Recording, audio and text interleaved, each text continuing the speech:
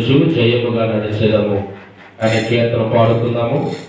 మొదటి శరణము, మూడవ శరణము, చివరి శరణాన్ని పాడుకొని చివరి శరణములు అందరూ కూడా లేచి నిలవబడి ఆశీర్వాదముతో దేవుని వాక్యాన్ని ధ్యానం చేసుకున్నాం. సంకీర్తన పుస్తకంలో 173వ కీర్తన. చూడ ప్రభు యేసుని వెంబడించుచు జయముగా నడిచెదము. యేసుతో జయముగా వెడలెదము. జయ ప్రభు యేసుని వెంబడించుచు జయముగా నడిచెదము.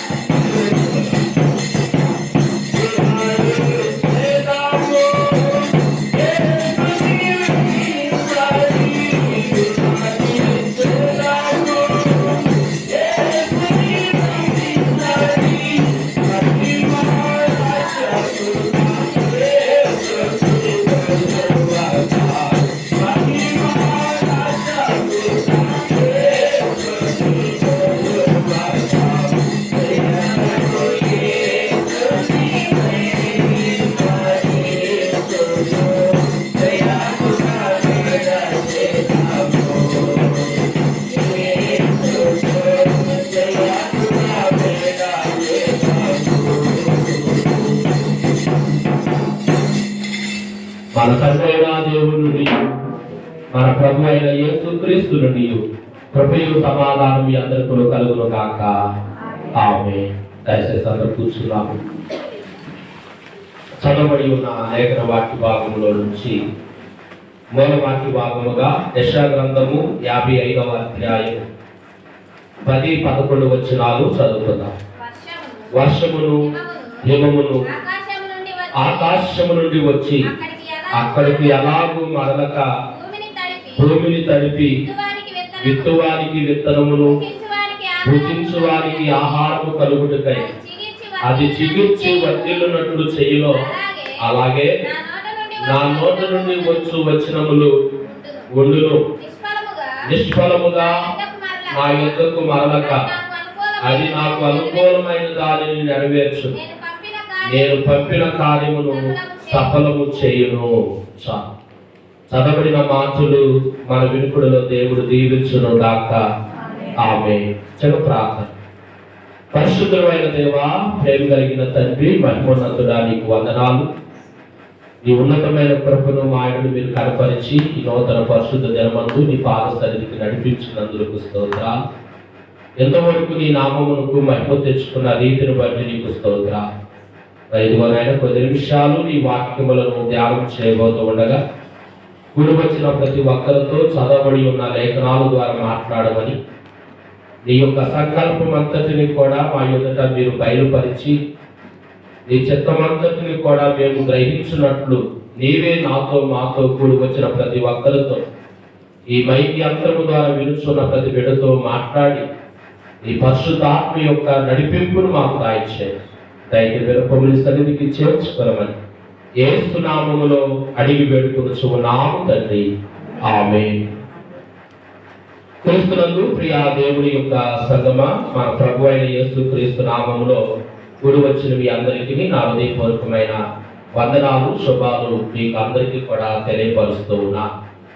దేవుని యొక్క ఉన్నతమైన మహాకృపను బట్టి మనమందరము సప్తయాగశిమ ఆదివారాన్ని ముగించుకొని సత్సాగశిమ ఆదివారంలోనికి మనం అందరము కూడా ప్రవేశించుకున్నాం. మరి మన ప్రభు అయిన యేసుక్రీస్తు యొక్క ఈస్టర్ పండుగ దినానికి ముందుగా వచ్చే 70వ దినాన్ని సప్తయాగశిమ అని మనం చూస్తూ ఉన్నాం. ఆ తర్వాత వచ్చే ఆదివారాన్ని సత్సాగశిమ ఆదివారం అని, అనంతరము 50 దినాలకు వచ్చే ఆదివారాన్ని కింకువాగశిమ ఆదివారం అని, 40 దినాల కాలాన్ని లెట్టు కాలము అని మనము ధ్యానం చేస్తూ ఆచరిస్తూ ఆ లెట్టు కాలాన్ని అనుసరించడానికి దేవుడు మరొక నూతన అవకాశాన్ని మనందరికీ కూడా అనుగ్రహింపచేశాడు. సప్తిగా అనగా 70, సత్సా అనగా 60, కికువా అనగా 50, లెట్టు అనగా 40. ఈ పదాలు లాటిన్ పదాలు, లాటిన్ భాష నుండి తీసుకోబడిన పదాలు. ఈ లాటిన్ భాషలో ఉంచబడిన ఈ పదాలు ఒక్కొక్క పదము ఒక్కొక్క అర్థాన్ని మనకి తెలియపరుస్తూ ఉన్నాయి. ఏది ఏమైనప్పటికీ దేవుని యొక్క ఉన్నతమైన మహాకృపను బట్టి మరొక సత్సాగశిమ ఆదివారంలోనికి మనం అందరము కూడా ప్రవేశించాం.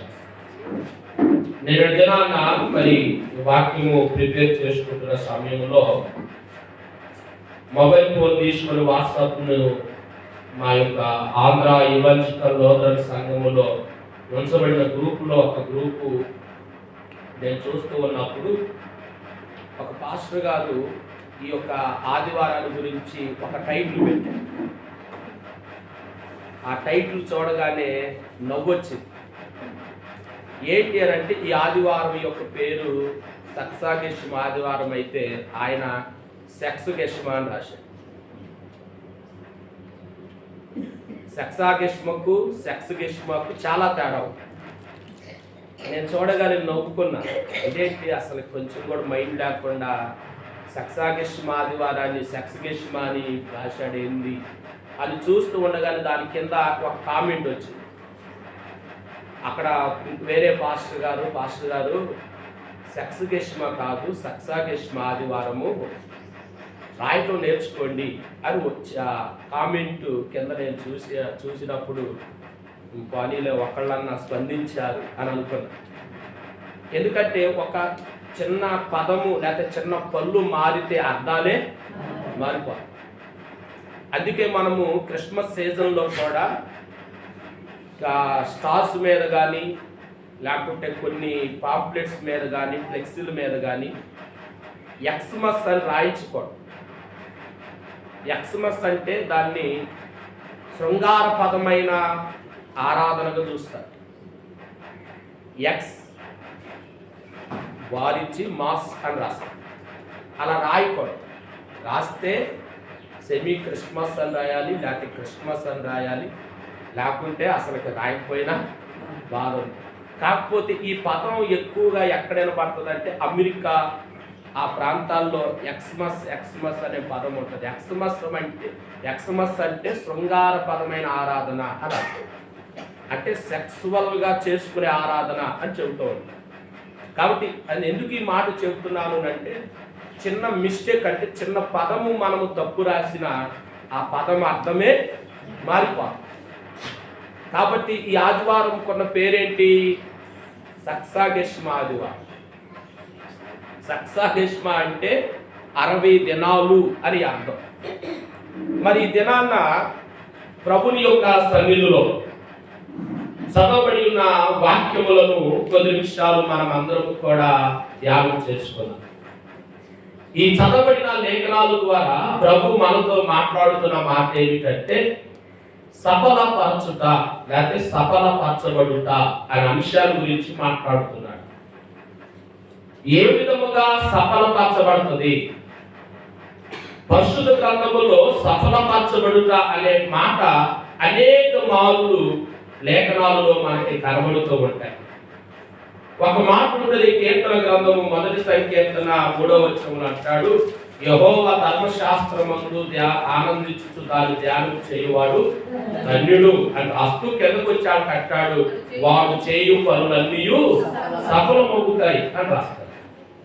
అంటే సఫలపరచబడటం అంటే ఆశీర్వదింపబడటం, లేకుంటే నెరవేర్చబడటం, లేకుంటే కార్యమును జరిగించటం అనే అంశాల గురించి ఈ సమయాన ప్రభు మనతో మాట్లాడుతూ ఉన్నాడు. ఆ మాట్లాడుతున్న మాట ఏమిటంటే యెషయా గ్రంథము 55వ అధ్యాయం 11వ వచనం, నిష్ఫలముగా నా యొద్దకు మరలక అది నాకు అనుకూలమైన దానిని నెరవేర్చును, నేను పంపిన కార్యమును సఫలము చేయు. ఇక్కడ దేవుడు మాట్లాడుతూ ఉన్నాడు. యెషయా ప్రవక్త ద్వారా దేవుడు మాట్లాడుతూ ఆయన తెలియపరుస్తున్న విషయం ఏమిటంటే, ఇదిగో నా యొద్ద నుండి పంపబడే ప్రతిదీ కూడా నాకు అనుకూలముగా మార్చబడి నేను చెప్పిన పనులన్నీ సఫలం చేస్తాయి, నెరవేరుస్తాయి, ఈ భూమి మీద జరిగిస్తాయి. కాబట్టి అలాగునే నా ప్రజలైన నా పిల్లలైన మీరు కూడా నేను చెప్పినట్లుగా మీరు ఫలించాలి, నా చిత్తమును మీరు సఫలపరచాలి, నా మాటలు మీరు నెరవేర్చాలి అని దేవుడు ఆశిస్తూ ఈ మాటలు ఈ రోజున మన ఎదురు పెట్టాడు. అయితే ఈ సమయమున మనము 4 విషయాలు చూస్తూ ఉన్నాం. ఒకటి ఏమిటంటే ప్రభు మాట్లాడుతూ అంటాడు 10వ వచనములో, వర్షము హిమము ఆకాశము నుండి వచ్చి అక్కడికి ఎలాగైతే మరలక భూమిని తడిపి విత్తువారికి విత్తనమును భుజించువారికి ఆహారం కలుగుటకై అది చిగురించి వర్ధిల్లునట్లు చేయును. అంటే సఫలమగునట్లు చేస్తుందో ఏమిటి? వర్షము హిమము. వర్షం అంటే వాన, హిమము అంటే మంచు. ఈ రెండు కూడా ఎక్కడి నుండి వచ్చినాయంట? ఆకాశం నుండి వచ్చింది. ఆకాశంలో వర్షాన్ని మంచుని పెట్టినప్పుడు దేవుడేనా? ఎప్పుడు పెట్టాడు ఆయన? ఆది యందే దేవుడు భూమి ఆకాశములను సృష్టించెను. ఆ సృష్టించబడిన ఆ సమయంలోనే ఆకాశములో వర్షమును, మంచును, గ్రహములను సమస్తాలను ఏర్పాటు చేశాడు. భూమి మీద సమస్త జీవరాశులను దేవుడు కలుగు చేశాడు. అంటే ఇప్పుడు దేవుడు ఆకాశంలో ఏముంచాడు? వర్షమును ఉంచాడు. ఇప్పుడు ఈ వర్షము భూమి మీదకు వచ్చింది. ఎందుకు వస్తుంది వర్షం? చెప్పండి. వర్షం ఎందుకు వస్తుంది? ఎందుకు పడింది వర్షం భూమి మీద? ఆకాశం నుండి వర్షం ఎందుకు వస్తుంది భూమి మీదకి? భూమి మీద ఉన్న ఆ భూమిని తడపటాలి. అదేనా? భూమిని తడపటానికి ఆకాశము నుండి వర్షము భూమి మీదకు వచ్చి ఈ భూమిని ఎలాగైతే తడిపితో ఆ తడపగానే ఏం చేస్తారంట? ఆ తడిపిన ఆ భూమిలో విత్తనము విత్తబడుతుంది. ఏం చేయబడుతుంది? విత్తనము విత్తబడుతుంది. అంటే దేవుడి యొద్ద నుండి ఆజ్ఞాపింపబడిన వర్షము ఆకాశము నుండి భూమి మీదకు ఎలాగైతే వచ్చి ఈ భూమిని తడుపుతూ నేను చెప్పినట్లు ఎలాగైతే వర్షాలు కురిపించిందో, అలాగనే ఆకాశము నుండి హిమము కూడా వస్తుంది. హిమము అనబడిన మంచు కూడా ఆకాశము నుండి భూమి మీదకు వచ్చి ఈ భూమి మీద ఉన్న ఆ మొక్కలను ఫలింపచేసి వర్ధిల్లింప చేయును. అలాగనే నా నోట నుండి వచనములు కూడా ఉన్నవి అని మాట్లాడు. జాగ్రత్తగా ఆలోచిస్తే మొదటి విషయము, ఆకాశము నుండి ఏమొచ్చింది? వర్షం వచ్చింది. ఎందుకు? భూమిని తడపటానికి. భూమిని తడపటము కోసం ఆకాశం నుండి ఏమొచ్చింది? వర్షం వచ్చింది. అందుకే మనము చూస్తూ ఉంటాము అనేక మంది అన్నదాతలు, లేకుంటే రైతులు, లేకపోతే వ్యవసాయం చేసేవారు ప్రథమ ఫలములు వేయటం కోసం, మొదటి విత్తనము నాటడం కోసం ఏం చేస్తారు? వర్షము కోసం ఎదురు చూస్తారు. వర్షం కోసం ఎదురు చూసి ఎప్పుడైతే వర్షం పడిందో అప్పుడు విత్తనాలను చేత పట్టుకొని వెళ్ళి విత్తనములు నాటుతారు. అంతేనా? నీళ్లు కట్టుకొని విత్తనాలు నాటుతారా? లేదు. ఆకాశము నుండి ఎప్పుడైతే వర్షము ఈ భూమి మీదకు వచ్చి భూమిని తడిపితో, తడిపిన వెంటనే ఇదిగో మనుషులు విత్తనములను నాటగా ఆ విత్తనములు మలిచేటట్లు ఆ వర్షము యొక్క నీరు, ఆ తేమ ఆ విత్తనము మలిచేటట్లు చేస్తారు. అంటే ఇక్కడ ప్రభు ఉద్దేశం ఏంటంటే, దేవుడు ఆకాశము నుండి వర్షానికి ఆజ్ఞాపించాడు. వర్షమా, నువ్వు భూమి మీదకు వెళ్ళి భూమి మీద ఉన్న మట్టిని తడపాలి అని దేవుడు ఆజ్ఞాపిస్తే ఆ వర్షం అంట ఏం చేసిందంట? దేవుడు చెప్పినట్లు భూమి మీదకు వచ్చి భూమి మీద ఉన్న మట్టిని తడిపింది. అంటే దేవుడు చెప్పిన మాట వర్షము ఏం చేయలేదు? మేరలా జరిగించింది. అది ఇక్కడ అంటున్న మాట. 11వ వచనంలో చెబుతున్న మాట ఏమిటంటే, అది నాకు అనుకూలమైన దానిని నెరవేర్చను. ఏది? వర్షం. వర్షము నేను చెప్పినట్లు చేసింది. నేను వర్షానికి ఆజ్ఞాపించాను. నేను వర్షముతో మాట్లాడాను. నేను మేఘాలతో మాట్లాడగా ఆ మేఘములు వర్షించి ఆ వర్షము భూమి మీదకు వచ్చి ఆ భూమి మీద ఉన్న మట్టిని, భూమిని అంతటిని తడిపింది. అంటే నేను ఏదైతే భూమితో అంటే వర్షముతో చెప్పానో ఆ వర్షం ఏం చేసిందంట? దేవుడు చెప్పిన మాట తప్పకుండా ఈ భూమి మీదకు వచ్చి భూమిని తడిపి ఈ భూమిని విత్తిన విత్తనాన్ని ఏం చేసిందంట? ఫలింప చేసి భుజించు వారికి ఆహారము కలుగుటకై అది చిగిర్చి వర్ధిల్లునట్లు చేయను. ఒక మాటలో చెప్పాలి అంటే, వర్షము దేవుని యొక్క మాట విని దేవుడు చెప్పినట్లు దేవునికి అనుకూలముగా తన పనిని జరిగించి. రెండోది ఏంటి? హిమము. హిమం అంటే మంచు. మంచు ఎప్పుడు? మంచు ఏం చేస్తుంది భూమి మీద? చెప్పండి. మంచు ఏం చేస్తుంది? చలిని పుట్టించింది. మంచులో యాక్సిడెంట్లు చేసింది. అంతే కదా? అసలు మంచు ఎందుకు భూమి మీద? మంచు కావాలా భూమి మీద? మనుషులకి, మొక్కలకు కావాలా? ఎందుకు? గట్టి చెప్పు. చలికే మొక్కలు బాగా ఎదిగే కొంచెం బాగా పచ్చగా తాజాగా చక్కగా ఫలిస్తుంది, అంతే కదా. అందుకే ఆకాశం నుండి మంచు వచ్చి ఏం చేస్తుందంటే నాటిన మొక్కల మీద పడి ఆకుల్ని, ఆ కాండాన్ని, వేరులు అన్నిటిని కూడా తేమగా తాజాగా ఉండేటట్టు చేసి ఆ మంచు ఆ మొక్కలు బాగా ఏం చేస్తుంది, ఏపుగా ఎదిగేటట్లు చేస్తుంది. అందుకు మంచు పడి. ఇప్పుడు దేవుడు మంచుకు ఆజ్ఞాపించాడు, నువ్వు వెళ్ళి మంచు భూమి మీద పడాలి అంటే ఆ మంచు ఏం చేసిందంట, దేవుడు చెప్పినట్లు వచ్చి ఆ పని జరిగించుకొని వెళ్ళి. అలా కదా, వర్షము దేవుని మాట ఉంది, హిమము దేవుడు చెప్పినట్లు చేసింది, ఆయన నోట నుండి వస్తున్న మాటలు కూడా అలాగే ఉన్నాయి. దేవుడు మాట్లాడిన మాటలు కూడా ఎలాగుంటాయి అంటే ఆయన నోట నుండి మాట వస్తే ఆ మాట ఖచ్చితంగా నెరవేరింది. దేవుని యొక్క ఆజ్ఞ లేనిదే, దేవుని యొక్క మాట లేనిదే, దేవుని యొక్క జోక్యము లేనిదే ఈ భూమి మీద మానవుడు ఏమీ చేయలేడు. అందుకే మత్తయి సువార్తలో దేవుడు మాట్లాడుతూ సువార్తలు రాయిస్తూ అంటాడు కదా, ఇదిగో నేను నీ తలలో ఉన్న వెంట్రుకలన్నిటినీ లెక్క పెట్టించాను, ఇదిగో ఒక వెంట్రుకు కూడా నా ఆజ్ఞ లేనిదే నీ తలలో నుండి రాలదు అని రాయించాడు. అవునా అవునా కదా. అంటే దేవుని యొక్క ఆజ్ఞ లేనిదే ఈ భూమి మీద ఏదీ జరగదు. దేవుని యొక్క జోక్యము లేనిదే ఈ భూమి మీద ఏదీ కూడా జరిగింపబడదు. వర్షం పడటానికి దేవుడే కారణం, మంచు కురవటానికి దేవుడే కారణం. ఈ భూమి మీద సమస్తము కూడా చెల్లిస్తున్నాయి, కదులుతున్నాయి, వాటి పనులు జరిగిస్తున్నాయి అంటే ఎవరు కారణం? దేవుడే కారణం. విలాప వాక్యములు అంటాడు మరొక మాట, చూడండి ఆ మాట చదువుదాం ఒకసారి. విలాప వాక్యముల గ్రంథము, విలాప వాక్యములు 3వ అధ్యాయము 37వ వచనం. ప్రభు సెలవులేనిది మాట ఇచ్చి నెరవేర్చగలవాడు ఎవడు?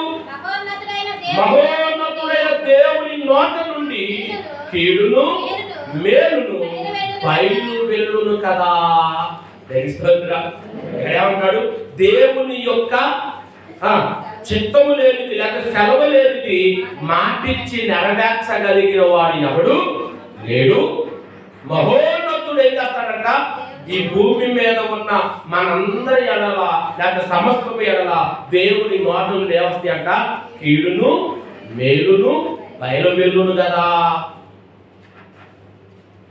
ఎవరైతే దేవునికి అనుకూలముగా, దేవునికి ఇష్టముగా, దేవుని చిత్తానికి ఎవరైతే లోబడి నడుచుకుంటారో వారికి మేలు కలిగిద్ది, వారి జీవితము సఫలపరచబడుతుంది, వారి పనులు దేవుడు నెరవేరుస్తాడు, సఫలపరుస్తాడు, వర్ధిల్లింప చేస్తాడు. ఎవరైతే దేవుని మాటకు లోబడకుండా, దేవుని చిత్తానికి లోబడకుండా, దేవుని మాటలు ధిక్కరిస్తూ ఎవరైతే మూర్ఖంగా నడుచుకుంటారో వారి మీదకి ఏమొస్తుందంట, కీడు వస్తుంది. అందుకే పరిశుద్ధ గ్రంథము మనకి తేటగా స్పష్టంగా తేట తెల్లగా మాట్లాడుతుంది. ఏమంటుందంటే ఇదిగో దేవుని యొక్క మాట సెలవు లేకుండా ఏది జరగదు. దేవుని మాట లేకుండా అంటే దేవుని సెలవు ఇవ్వకుండా ఏమీ జరగదు, జరగదు. అందుకే వర్షముతో దేవుడు మాట్లాడితే వర్షం భూమి మీదకి వచ్చింది, మంచుతో మాట్లాడితే మంచు భూమి మీద పడింది. తర్వాత ఇక్కడ అంటాడు, మనం చదివిన మార్క్సు వార్తలో కూడా, మార్క్సు వార్త 4వ అధ్యాయము 26వ వచనములో, మరియు ఆయన ఒక మనుషుడు భూమిలో విత్తనము చల్లి రాత్రి పగలు నిద్రపోవచ్చు మేలుకొనుచు ఉండగా వానికి తెలియని రీతిగా ఆ విత్తనము మలిచి పెరిగినట్లే దేవుని రాజ్యం ఉన్నది. దేవుని రాజ్యం ఎలా ఉందంట? ఒక విత్తనము ఎలాగైతే అది మలిచి ఎదిగి ఫలిస్తుందో అలాగే దేవుని యొక్క రాజ్యము ఉంది. 1 వర్షము, 2 హిమము, 3 దేవుని నోట నుండి వచ్చిన మాట, 4 ఇప్పుడు ఏమంటాడు? విత్తనం. విత్తనం ఏమవుతుంది, మనం తీసుకెళ్ళి ఎక్కడ వర్షం పడిన తర్వాత పడిన భూమిలో మనం సాలుగా వేసిన సాలులో నాటిన తర్వాత ఆ విత్తనాన్ని మనం రోజు చూస్తున్నామా? తీసి చూడం. ఎప్పుడు చూస్తాం చెప్పండి. పత్తి విత్తనాలు మనం నాటామనుకో ఎన్ని రోజులు పడతాయి? పత్తి విత్తనాలు ఎన్ని రోజులు పడతాయి? మొలక ఎప్పుడు వస్తాయి? 3, 2, 4 3వ రోజుకు మొలక వస్తాయి. మిరప విత్తనాలు అంతేనా? 3వ రోజులు వస్తాయా? చెప్పాలి. 9 రోజులకేనా? ఇంకా వ్యవసాయం చేసేవాడు చెప్పలేదు, మిరపతోటలు వేసేవాడు. ఆరోగ్య గారు ఎన్ని రోజులు పడుతుంది? మనకేమంటారు? 9 రోజులు పడతాయి, 21 రోజులు పడతాయి. 9వ రోజుకు మొలక వస్తాయి. అంతేనా? అంటే ఒక విత్తనము, పత్తి విత్తనమైన మిరప విత్తనమైన ఏ విత్తనమైనా మనం భూమిలో విత్తిన తర్వాత దాన్ని రోజు మనం చూస్తావా? రోజు మనం చూస్తే వేసిన విత్తనాలు ఏమైపోతాయి? ఉపయోగం ఉండదు. నువ్వు 1000 రూపాయలు పెట్టి విత్తనాలు తీసుకొచ్చి మట్టిలో అంటే భూమిలో లేకపోతే పొలంలో నాటాక ప్రతిరోజు వెళ్ళి వేసిన వాళ్ళందరం తీసుకెళ్ళి నీ విత్తనం మలిచిందో లేదో చూడు అని అంటే మలిచింది అది మరో వేరేమా ఏదన్నా నిలదాట వేసిందా? అందుకే జోజిబాబు గారు అడగాలి.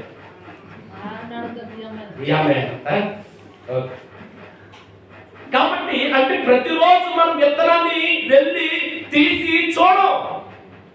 కానీ ఆ విత్తనము నాటిన తర్వాత 3వ రోజుకి ఏమవుతుందంట? ఆ విత్తనము తిరిగి మొలకెత్తటం. ఆ మొలకెత్తిన ఆ విత్తనము ఎదగటం, ఎదుగుతున్న ఆ విత్తనము స్థిరముగా ఉండటం, స్థిరంగా ఎదిగిన ఆ మొక్క ఏమవుతుంది? మంచిగా పూత రావటం, పూత వచ్చిన ఆ పూతకి కాయ ఏర్పడటం, కాయలో గింజలు ఏర్పడటం, ఆ గింజలు ఏమవుతుంది? గింజలు ముదరటం, ముదిరిన తర్వాత కోత కోయటం. అంతేనా? ఈ ప్రక్రియ మొత్తం ఎలా జరుగుతుంది? మనం విత్తింది విత్తనమే, కానీ మన చేతికి ఏమవుతుంది? పంట వస్తుంది. యానికి వస్తుంది?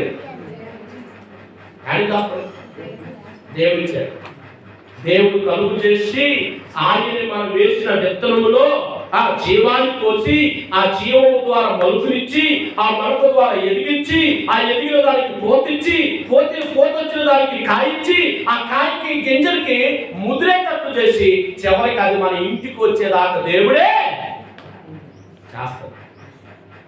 అంటే దేవుని యొక్క జోక్యము లేకుండా ఈ భూమి మీద ఏది కూడా కొనసాగించలేకపోతుంది.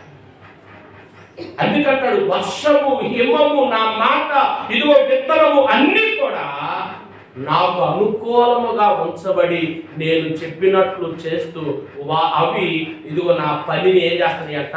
సఫలం చేస్తాయి.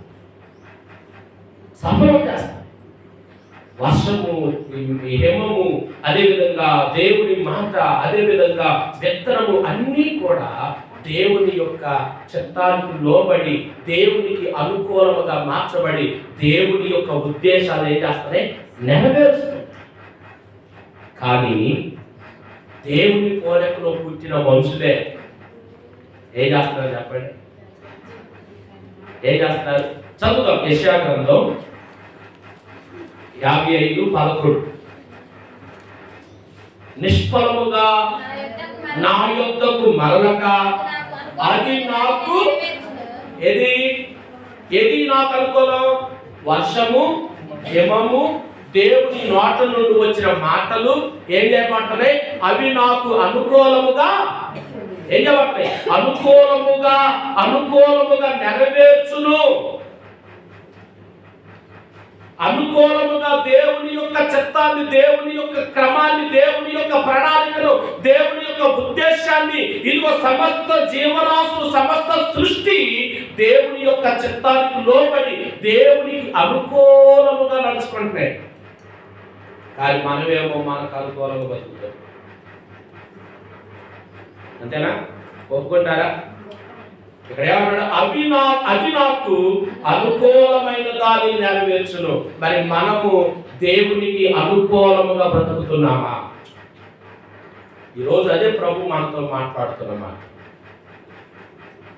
వర్షము ఎలాగైతే భూమి మీదకు వచ్చి భూమిని తడిపి సఫలాన్ని కలిగిస్తుందో, హిమము ఎలాగైతే భూమి మీదకు వచ్చి మొక్కలలో ఇదిగో మంచి ఫలాన్ని కలిగేటట్లుగా సఫలతను కలిగిస్తుందో, అలాగనే మనిషి కూడా ఈ భూమి మీద ప్రభు కొరకు బ్రతుకుతూ ప్రభు కొరకు జీవిస్తూ వారి జీవితాన్ని కూడా సఫలం చేసుకోవాలి, సఫలపరుచుకోవాలి. కానీ మన జీవితాలను మనం ఇంకా నాశనం చేసుకుంటూ పాడు చేసుకుంటూ దేవునికి దూరంగానే చేసుకుంటూ మన జీవితాన్ని ఏం చేస్తున్నామంటే దేవునికి అనుకూలముగా కాక మనకు అనుకూలంగా మనం బ్రతికేస్తాం. మనకు అనుకూలంగా మనం మలుచుకుంటున్నాం, మనకు అనుకూలంగా మార్చేసుకుంటున్నాం, మనకు అనుకూలంగానే అన్నీ జరిగించేస్తున్నాం. మరి దేవునికి అనుకూలంగా ఎప్పుడు బ్రతుకుతావు నువ్వు? దేవునికి అనుకూలంగా ఎప్పుడు నువ్వు మార్చబడతావు? అది నాకు అనుకూలమైన దానిని నెరవేర్చును, నేను పంపిన కార్యమును సఫలము చేస్తుంది. నేను ఏ పని నిమిత్తం అయితే ఏ కార్యము నిమిత్తం అయితే పంపాడో ఆ పంపిన కార్యాన్ని ఏం చేస్తున్నాయి అంట? సఫలం చేస్తున్నాయి. మరి దేవుడు మనల్ని ఎందుకు ఈ లోకానికి పంపాడు? ఒకసారి ఆలోచన చేయి. ఎప్పుడైనా ఆలోచన చేశావా? అసలు దేవుడు నన్ను ఈ భూమి మీద అసలు ఎందుకు పుట్టించాడు? అసలు దేవుడు తన పోలికలో నన్ను ఎందుకు చేసుకున్నాడు? అసలు దేవుడు నన్ను ఎందుకు ఈ భూమి మీద తీసుకొని రావాల్సి వచ్చింది అని ఎప్పుడైనా ఆలోచన చేశావా? మనం భూమి మీద బతికా, మనం భూమి మీద పుట్టా, మనం భూమి మీద బతుకుతున్నాం కాబట్టి 4 రాళ్ళు వెనకేసుకుంటే సరిపోయింది అనుకుంటున్నాం. కానీ అసలు దేవుడు ఎందుకు మనం పుట్టించాడు? అసలు ఈ భూమి మీద నువ్వు పుట్టడానికి కలిగిన కారణం ఏంటి? అసలు ఎందుకు పుట్టావు? అసలు ఎందుకు దేవుడు నిన్ను పుట్టించాడు? ఒక తల్లి యొక్క గర్భము గుండా ఈ భూమి మీదకి ఎందుకు దేవుడు నిన్ను రప్పించాడు? అసలు ఎందుకు నీ జన్మ యొక్క కారణం ఏంటి? ఎప్పుడైనా ఆలోచన చేశావా? ఈ రోజు మనం ఆలోచన చేస్తే అసలు దేవుడు మనల్ని ఎందుకు ఈ భూమి మీదకు రప్పించాడు, ఎందుకు పుట్టించాడు అని అంటే ఇక్కడ అంటాడు, నేను పంపిన కార్యము సఫలం చేయడం. దేవుడు మనల్ని ఈ భూమి మీదకి ఎందుకు పంపించాడంటే ఆయన పని మనం సఫలం చేయడానికి, ఆయన చిత్తాన్ని జరిగించడానికి. అందుకే యేసుక్రీస్తు ప్రభు ఇదిగో ఒక అధికారి ఎదుట నిలబడ్డాడు, పిలాతు ఎదుట నిలబడి మాట్లాడుతున్నాడు. ఏంటయ్యా అసలు వీళ్ళు మొత్తం ఇష్టం వచ్చినట్టు మాట్లాడుతున్నారు, అసలు నువ్వు ఎవరివి? నువ్వు రాజువా? ఆ విషయం నాకు చెప్పు అని అంటే యేసు ప్రభు మౌనంగా ఉండి నువ్వు అన్నట్లే అని అన్నాడు. తర్వాత అసలు ఏంటి నీ విషయం ఏంటి చెప్పునంటే దానికి అంటాడు, చదువుదాం ఒకసారి. ఆ వచ్చిన ఏమన్నా కూర్చోదా? యోహాను సువార్త చూడండి 18వ అధ్యాయం. యోహాను సువార్త 18వ అధ్యాయము 37వ వచనం. అందుకు పిలాతు నీవు రాజువా అని ఆయనను అడగగా యేసు నీవన్నట్లే నేను రాజునే. అయితే సత్యమును గూర్చి సాక్ష్యం ఇచ్చుటకు యేసుక్రీస్తు ఎందుకు పుట్టాడు? సత్యమును గూర్చి సాక్ష్యం ఇవ్వడానికి పుట్టాడు. మనం ఎందుకు పుట్టాం? మనకి అదేనా? యేసుక్రీస్తు ఎందుకు పుట్టాడట? సత్యమును గూర్చి సాక్ష్యం ఇవ్వడానికి పుట్టాడు. మనం ఎందుకు పుట్టాం? తిని కూర్చోడాలి, సంపాదించుకొని కూడబెట్టుకొని నవ్వుకుండా బతకడాలి. అంతేనా? ఎందుకు పుట్టాం మనం? వాళ్ళ మీద ఈళ్ళ మీద సాడీలు చెప్పుకుంటూ బతకడానికి. అంతేనా? అసలు ఎందుకు దేవుడు మనం పుట్టించాడు? ఎప్పుడైనా ఆలోచన చేశావా? ఇక్కడ అంటాడు యేసుక్రీస్తు ప్రభువుతో పిలాతు అన్నాడు, నువ్వు ఎవరిపై అసలు కంటే నువ్వు అన్నట్లు నేను రాజునే. అయితే నేను సత్యమును గూర్చి సాక్ష్యం ఇవ్వటానికి లోకములో నేను పుట్టితిని, ఇందు నిమిత్తమే ఈ లోకములకు వచ్చింది, సత్య సంబంధమైన ప్రతి వాడు నా మాట వినును అన్నారు. ఏమన్నాడు ఇక్కడ? ఏమన్నాడు? మళ్ళీ చదువుతా. సత్యమును కూర్చి సాక్ష్యం ఇచ్చుటకు నేను పుట్టి తిని ఇందు నిమిత్తమై ఎక్కడికి వచ్చాడు? ఎక్కడికి వచ్చాడు? లోకానికి వచ్చాడు. అంతకుముందు ఎక్కడ ఉన్నాడు? పరలోకములో ఉన్నాడు. పరదేశంలో, అంటే దేవుని యొక్క సింహాసనం ఎదుట ఉన్నాడు, దేవునిలో ఉన్నాడు. ఆయన ఇప్పుడు ఏం చేశాడన్న? ఈ లోకానికి వచ్చాడు. ఎందుకు? సత్యమును గురించి సాక్ష్యం ఇవ్వడానికి పుట్టాడు. మనము కూడా ఈ లోకానికి రాకముందు ఎక్కడ ఉన్నాం? ఆయన యొక్క ఆలోచనలో ఉన్నాం. ఎవరి ఆలోచనలో? దేవుని ఆలోచనలో ఉన్నాం, దేవుని యొక్క ఉద్దేశంలో ఉన్నాం. అందుకంటాడు, నేను నిన్ను తల్లి గర్భమందు రూపింపకు మునిపే నేను నిన్ను ఎన్నుకున్నాను. ఎవరితో అన్నాడు ఈ మాట? ఇర్మియాతో. ఆ గడిచిన ఆదివారం మనం చదివాం. ఇర్మియాతో అన్నమాట. నీవు పుట్టకు మునిపే, దేవుడు మనము కూడా పుట్టకు మునిపే దేవుడు తన యొక్క ఆలోచనలో, తన యొక్క ఉద్దేశంలో మనల్ని అందరినీ కూడా ఏర్పాటు చేసుకున్నాడు. అందుకే ఈ లోకానికి పంపాడు, మనము ఆయన కొరకు బ్రతకడం కోసం. కానీ మనం ఆయన కోసం బ్రతకడం మానేశాం. మనకు అనుకూలంగా బ్రతికాం, మనకు నచ్చినట్లుగా మనం బ్రతికేసాం.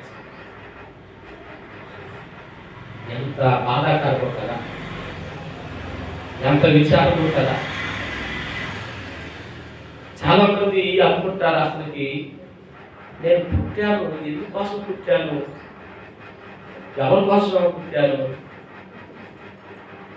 అనంటే ప్రభు అంటాడు కదా, నీవు దేవుని ద్వారా ఈ లోకానికి వచ్చావు, ఈ లోకములో నువ్వు దేవుని పని చేయి, దేవుని చిత్తాలను జరిగించడం కోసం, దేవుని ఉద్దేశాలను సఫలం చేయడం కోసం. వర్షం ఎందుకు సృష్టింపబడింది? దేవుని పని చేయడానికి. యమం ఎందుకు ఏర్పాటు చేయబడింది? దేవుని పని చేయడానికి. విత్తనం ఎందుకు వేయబడింది? ఇదిగో ఫలించడానికి. ఈ భూమి మీద నువ్వు ఎందుకు పుట్టావంటే నువ్వు కూడా ప్రభుని యొక్క పనిని జరిగిస్తూ ఆయన ద్వారా నీవు సఫలము చేయబడతావు. దేవుని యొక్క పనిని జరిగించాలి అనే దేవుడిని ఏర్పాటు చేస్తాడు. అందుకంటాడు, అది నాకు అనుకూలమైన దానిని నెరవేర్చును, నేను పంపిన పనిని, నేను పంపిన కార్యమును సఫలము చేయి. ఈ రోజున దేవుడు నిన్ను, నన్ను, మనము కూడా ఈ భూమి మీదకి ఎందుకు పంపాడు, ఎందుకు మనం పుట్టించాడు, ఎందుకు ఈ భూమి మీదకి మనల్ని రప్పించాడు అంటే ఇదిగో మనము ఆ తండ్రి యొక్క చిత్తమును జరిగించడానికి. ఇకనైనా మనకు అనుకూలంగా బ్రతకటం మాని ప్రభుకు అనుకూలంగా బ్రతకటం, జీవించడం నేర్చుకోవాలి. మన యొక్క సొంత ఆలోచనలు మాని దేవుడి మీద ఆధారపడటం నేర్చుకోవాలి. మన యొక్క ఊహాగానాలను విడిచిపెట్టి దేవుని యొక్క ఉద్దేశం ఏమై ఉన్నదో ఆలోచన చేయి. ఎందుకంటే కీర్తన గ్రంథంలో అంటాడు, సామెతల గ్రంథం ఒకసారి చదువుదాం. ముందు సామెతల గ్రంథము 16వ అధ్యాయము 3వ వచనం. నీ పనుల భారము యెహోవా మీద ఉంచుము, అప్పుడు నీ ఉద్దేశములన్నీ సఫలమవుతాయి. దేవుని స్తోత్రం. రెండు చేతులు రెండు చెప్పండి, స్వరం గట్టి చెప్పండి. ఏంటంట? నీ పనుల భారము యెహోవా మీద ఉంచుము, అప్పుడు నీ ఉద్దేశములను దేవుడు సఫలం చేస్తాడు. మన పని మనం చేసుకుంటున్నాం, మా బ్రతుకునే బ్రతుకుతున్నాం, మా తిండి మేము చేస్తున్నాం, మాతో నీకేంటి అని అంటే కాదు. ఇక్కడ దేవుడు నిన్ను జోక్యం చేసుకోవడానికి కారణం ఏమిటంటే నీ పని నువ్వు చూసుకోవటం, నీ బ్రతుకు నువ్వు బ్రతకటం, నీ తిండి నువ్వు తినడం కాదు. నీవు అనేక మందికి మాదిరిగా ఉండాలి, నీవు అనేక మందికి మార్గదర్శకుడుగా ఉండాలి, నువ్వు అనేక మందికి దిక్సూచిగా ఉండాలి, నువ్వు అనేక మందిని ప్రభు వైపు తిప్పే వ్యక్తులుగా మీరు మార్చబడాలి, ప్రభు వైపు తిప్పే వాళ్ళు ఉండాలి. నా ఇంటి కూడా నేను తింటాను, నా పని నేను చేసుకుంటాను, నాకు ఇష్టం వచ్చినట్టే బతుకుతానంటే నీకు నచ్చినట్టు బ్రతకడానికి దేవుడి లోకానికి నేను పంపలేదు. నువ్వు దేవుడి కొరకు బ్రతకాలని, నువ్వు దేవుడి బిడ్డగా జీవించాలని నీ ద్వారా అనేక మందికి నువ్వు మాదిరిగా సాక్షిగా ఉండి దేవుని మహిమపరచాలని దేవుని భూమి మీద నిన్ను పుట్టించాడు. ఆయన స్వరూపాన్ని ఇచ్చాడు. ఎందుకో తెలుసా? నీవు ఆయన పోలికలోనికి మార్చబడి ఆయనతో నిత్యము నివాసం చేయాలి. ఎందుకంటాడు, నీ పనుల భారము యెహోవా మీద ఉంచుము, ఆయన నీ ఉద్దేశములను సఫలం చేయు. కీర్తన గ్రంథం చదువుతాం ఇప్పుడు 37వ కీర్తన 5వ వచనం. 37:5. నీ మార్గములు యెహోవాకు అప్పగింపుము, నీవు ఆయనను నమ్ముకొనుము, ఆయన నీ కార్యములు ఏం చేస్తాడు? సఫలము చేస్తాడు. చక్కటి మాటలు కదా. ఏమంటున్నాడు అక్కడ? మళ్ళీ చదవమా. నీ మార్గములు ఎవరికి అప్పగించాలా? చెప్పండి. ఎంతమంది మీ మార్గాలు, ఎంతమంది జీవితాలు, ఎంతమంది హృదయాలు, ఎంతమంది బ్రతుకులని దేవునికి అప్పగించుకున్నారు? చేద్దాం. ఎంతమంది ఉన్నారు? మన జీవితాలు దేవునికి అప్పగించుకోవాలి, మన మార్గాలు దేవునికి అప్పగించుకోవాలి, మన హృదయాన్ని దేవునికి అప్పగించుకోవాలి. ఎందుకంటే హృదయం అనే తలుపు యొద్ద నుండి ప్రభు నిత్యము మనలను తట్టుచున్నాడు. ఎందుకు? ఆ హృదయంలోనికి రావాలి అని. మరి నీ హృదయంలోనికి ప్రభు వచ్చాడా?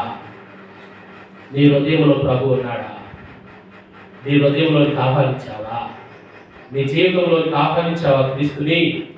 ఎంతకాలము ప్రభుని బయటనే పెట్టేసి నీ బ్రతుకును బ్రతుకుతావు. అందుకంటాడు, నీ మార్గములు యెహోవాకు అప్పగించు, నీ ఉద్దేశాలు ఆయనకు అప్పగించు, నీ ఆలోచనలు ఆయనకు అప్పగించు, నీ జీవితాన్ని ఆయనకు అప్పగించు, నీ హృదయాన్ని ఆయనకు అప్పగించు, నీ బ్రతుకుని ఆయనకు అప్పగించుకో. దేవునికి నీవు సజీవ యాగముగా దేవునికి నిన్ను నీవే సమర్పించుకో. ఆయన నీ జీవితంలో సఫలతని దయచేస్తాడు. అంటాడు, నీ మార్గములు యెహోవాకు అప్పగించుము, ఆయన నీవు నమ్ముకునుము, ఆయన నీ కార్యములను సఫలము చేస్తాడు. సఫలపరిచే దేవుడు నా దేవుడు, సఫలతను కలుగు చేసే దేవుడు మన దేవుడు. అటువంటి దేవునికి నీ జీవితాన్ని అప్పగించుకో, నీ హృదయాన్ని సమర్పించుకో. ఆయన కొరకు ఇకనైనా ఆయనకు అనుకూలముగా బ్రతకటం, ఆయనకు అనుకూలంగా జీవించటం, ఆయనకు నచ్చినట్లుగా నీ మార్గాన్ని నడిపించుకోవటం, ఆయనకు నచ్చినట్లుగా మాట్లాడటం నేర్చుకో. ఇష్టం వచ్చినట్టు మాట్లాడుకో. దేవుని యొక్క చిత్తాన్ని ఇకనైనా గ్రహించు, దేవుని ఉద్దేశాన్ని ఇకనైనా అర్థం చేసుకో. ప్రభు అంటున్న మాట, ఇదిగో వర్షము హిమము నా మాట ఎలాగైతే నేను పంపిన కార్యమును సఫలపరుస్తుందో, అలాగే నేను కూడా మిమ్మల్ని అందరినీ కూడా నా పోలికలో ఏర్పాటు చేసుకుని భూలోకానికి పంపాను. ఎందుకునంటే నా చిత్తమును, నా పనిని మీరు నెరవేర్చడానికి. యేసుక్రీస్తు లోకములోకి వచ్చింది ఎందుకంట? సత్యమును గూర్చి సాక్షిగా ఉండటానికి. ఈరోజు మనం ఈ భూమి మీద ఎంతకాలం ఉంటామో తెలియదు, కానీ ఈ ఉంటున్న ఈ జీవితము ఎంతవరకు దేవునికి అనుకూలంగా మనం బ్రతికాం, ఎంతవరకు దేవునికి నచ్చినట్లుగా మన జీవితాన్ని కొనసాగించాం, ఎంతవరకు మన జీవితము నలుగురికి మాదిరిగా ఉంది. ఒకసారి ఆలోచించాలి. చివరి ఒక మాట చదివి మనం ముగించుకోవాలి. చదివిన తిమోతి 2వ పత్రిక 3వ అధ్యాయం పౌలు తిమోతితో మాట్లాడుతున్న మాటలు 10వ వచనం. అయితే నీవు నా బోధను, నా ప్రవర్తనను, నా ఉద్దేశమును, నా విశ్వాసమును, నా దీర్ఘశాంతము, నా ప్రేమను, నా ఓర్పును అంతియోకియా, ఇకోనియా, లుస్త్రా అను పట్టణములలో నాకు కలిగినటి హింసలను, ఉపద్రవములను తెలుసుకొనిన వాడివై నన్ను వెంబడించితివి. ఏమంటాడు పౌలు? తిమోతితో మాట్లాడుతున్నాడు. నాకు ఎన్నో హింసలు, బాధలు, ఉపద్రవాలు కలిగినాయి. ఇవన్నీ కూడా ఎవరు చూశారంట? తిమోతి చూశాడు. తిమోతి చూసి ఏం చేయాలా? పౌల్ని